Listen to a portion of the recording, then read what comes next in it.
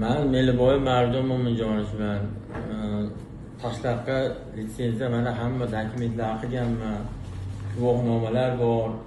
Hozir Daryo trans chiqib menga shtraf yozyapti. Nima qilishim kerak? Men bez dokument yurmagan bo'lsam, qonunga xilof ish qilmagan bo'lsam, bu yordam berishlarni so'raymiz endi bu.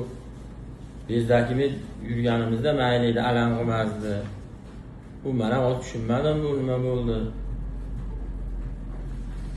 Hujjatlarni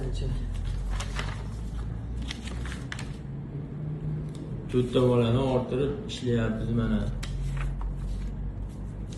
Guvohnomalaringizgacha bor ekan aka. Hamma yo'g'im bor. Nima dedi bular aka, sizni to'xtatdi? To'xtadim. Kechar deb nima qilishdi? Hop, keyin yana nima deyish? O'zidan-o'zi shuni jarima yozib olishardimi aka? Men tushuntirdim akalar, dedim, guvohnoma birinchi to'xtatdi, guvohnoma so'radi. Guvohnomani qildim. Nimaga o'shanda sirasi aytmaydi menga pechat qo'ydirdi. Guvohnoma ular aka. Guvohnomani qilib berishdi. Endi hozir menga pechat qil deyapti. O'yin qilishyaptimi? Yo, meni menishmayaptimi o'zlarini? Kim deb o'ylashyapti ular, men bilmadim uni. Misol hamma odam o'ziga yarasha, biz ham o'sha o'zimizga yarasha odamlarimiz bor. Lekin qonun doirasidan chiqmaymiz.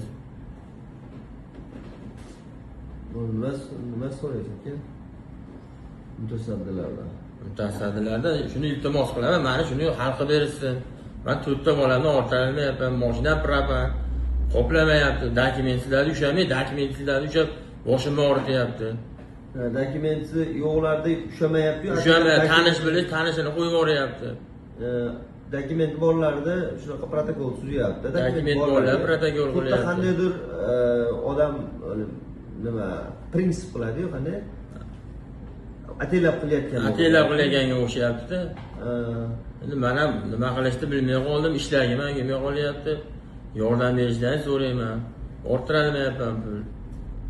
Nonga zo'rg'a topib ishlayotgan bolaman men.